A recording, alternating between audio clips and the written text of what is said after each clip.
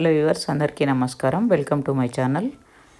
ఈరోజు మీకు చూడబోయే రెసిపీ పెళ్ళిళ్ళలో, ఫంక్షన్లలో, గృహప్రవేశాలలో తయారు చేసే దోసకాయ పచ్చడి. ఇన్స్టెంట్గా చేసే పచ్చడి ఇది.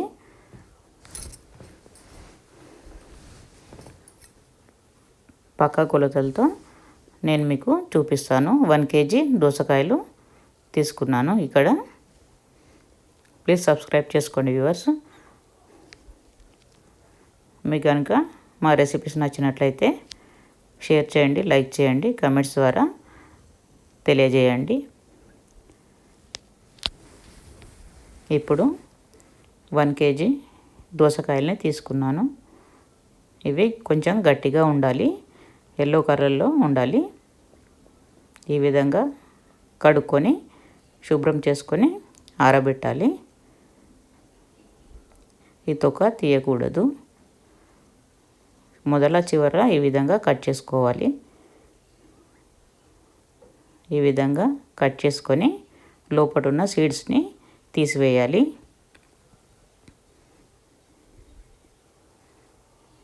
ఈ విధంగా కట్ చేసి స్పూన్ సహాయంతో ఈ విత్తనాలని తీసివేయాలి. కొంతమంది విత్తనాలతో సహా వేస్తారు. ప్లీజ్ సబ్స్క్రైబ్ చేయండి వ్యూవర్స్. అలాగే నచ్చితే షేర్ చేయండి. ఈ విధంగా అన్నీ కట్ చేసుకున్న తర్వాత ఈ సీడ్స్ని పక్కన పెట్టేద్దాము. ఈ విధంగా అన్నీ ఒకే సైజు వచ్చేలాగా కట్ చేసుకోవాలి. ఈ విధంగా అన్నీ ఒకే సైజు రావాలి.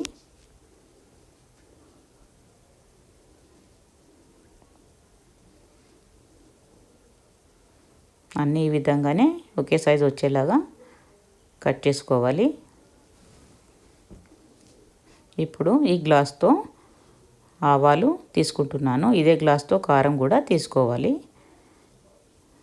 ఏదైతే గ్లాస్తో మెజర్మెంట్ పెట్టుకున్నామో అదే గ్లాస్తో ఆవాలు, కారం, ఉప్పు తీసుకోవాలి.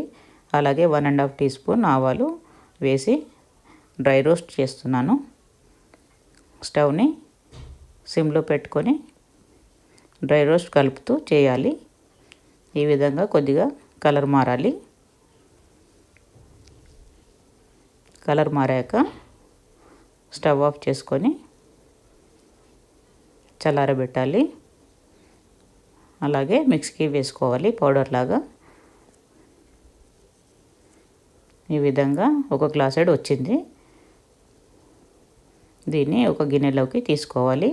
ఇదే గ్లాస్తో 3 మ్యాంగోస్ పౌడర్ని, కార పౌడర్ని ఇందులో వేస్తున్నాను. పచ్చళ్ళకైతే ఇది బాగుంటుంది. అలాగే దీనిలో సగం ఉప్పు వేస్తున్నాను.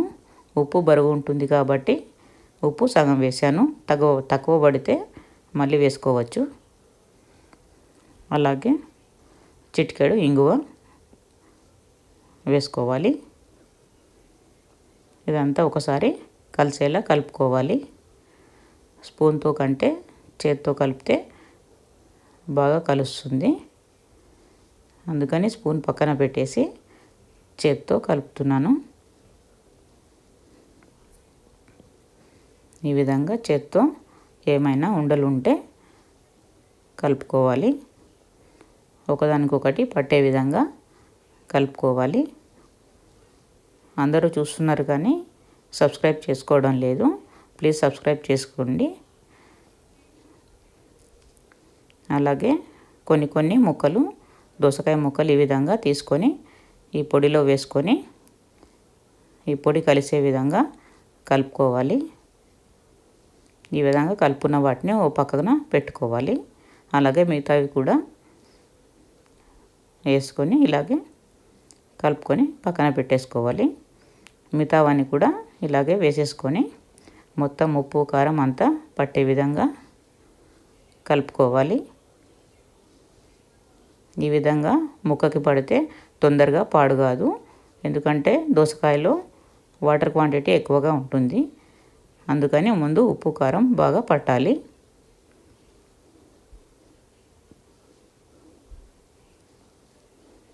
ఇప్పుడు ఒక 4 టేబుల్ స్పూన్ ఆయిల్ వేస్తున్నాను. నేను మామూలు ఆయిలే తీసుకున్నాను, రెగ్యులర్గా వాడేది. పల్లి నూనె తీసుకోలేదు. దీంతో ఒక 4 టేబుల్ స్పూన్ ఆయిల్ వేస్తున్నాను. ఎందుకంటే ఊట అనేది రావాలి ఈ దోసకాయలో నుంచి, అందుకని ఈ విధంగా అంతా ఒకసారి కలుపుకొని మూత పెట్టి పక్కన పెట్టుకోవాలి. ఒక గంట సేపు ఈ విధంగా వదిలేస్తే ఊట అనేది దోసకాయ నుంచి వచ్చేస్తుంది. అప్పుడు ఉప్పు కారం బాగా అబ్జర్వ్ చేసుకుంటుంది. ఈ విధంగా మూత పెట్టి పక్కన పెట్టుకోవాలి. ఇప్పుడు స్టవ్ పై ఒక ప్యాన్ పెట్టి ఇంచుమించు ఒక 1/2 kg వరకు ఆయిల్ వేసుకోవాలి. పోపుకని జీలకర్ర, ఆవాలు ఒక్కొక్క టేబుల్ స్పూన్ వేసుకోవాలి. ఇప్పుడు 4 ఎండుమిర్చిని తుంచుకొని వేసుకోవాలి. ఈ విధంగా సిమ్లో పెట్టుకొని వేయించుకోవాలి. అలాగే ఒక టేబుల్ స్పూన్ ఇంగువ వేసుకోవాలి. మొత్తం ఫ్రై అయిన తర్వాత స్టవ్ ఆఫ్ చేసి ఈ నూనెను చల్లారనివ్వాలి. వేడిగా ఉన్నప్పుడు వేయొద్దు.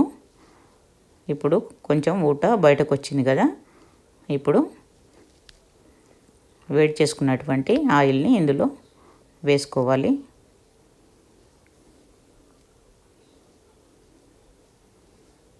ఈ విధంగా వేసుకొని అంతా కలుపుకోవాలి. కొంతమంది నిమ్మకాయలు కూడా పిండుతారు. నేనైతే నిమ్మకాయలు ఏమి పిండలేదు, అది ఆప్షనల్. వీటిని ఫంక్షన్లలో సర్వ్ చేస్తుంటారు కదా, చాలా బాగుంటుంది. అన్నంలోకి, టిఫిన్స్లోకి కూడా బాగుంటుంది. ఒకసారి ఈ విధంగా ట్రై చేయండి. ఈ విధంగా అంతా పట్టే విధంగా కలుపుకోవాలి. ఒక గాజు సీసాలోకి పెట్టి స్టోర్ చేసుకుంటే 15 రోజుల వరకు నిల్వ ఉంటుంది.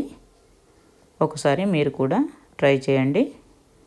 ఈ విధంగా ఆయిల్ కలిపిన తర్వాత మూత పెట్టి ఒక 2-3 గంటలు రెస్ట్ ఇవ్వాలి. అప్పుడు నూనె అనేది ఈ విధంగా పైకి తేలుతుంది. ఇప్పుడు ఒక గాజు సీసాలోకి స్టోర్ చేసుకొని పెట్టుకొని నిల్వ ఉంచుకోవాలి. ఒక 15 డేస్లో అయిపోతుంది. ఈ విధంగా చేస్తే రైస్లోకి, టిఫిన్స్లోకి చాలా బాగుంటుంది. మీరు కూడా ట్రై చేయండి. సబ్స్క్రైబ్ చేసుకోండి, అలాగే షేర్ చేయండి. Thank you for watching.